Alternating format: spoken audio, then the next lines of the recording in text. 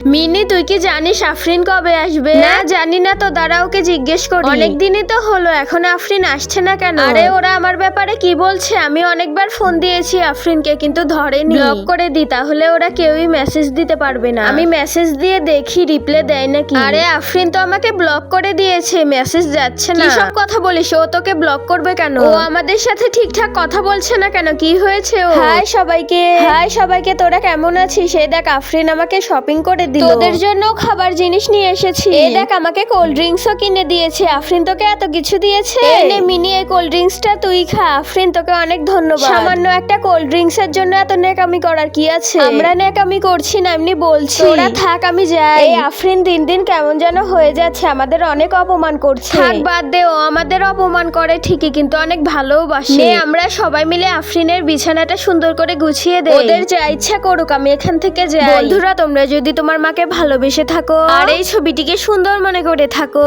তাহলে ভিডিওতে একটি লাইক করে চ্যানেলটি সাবস্ক্রাইব করে দাও।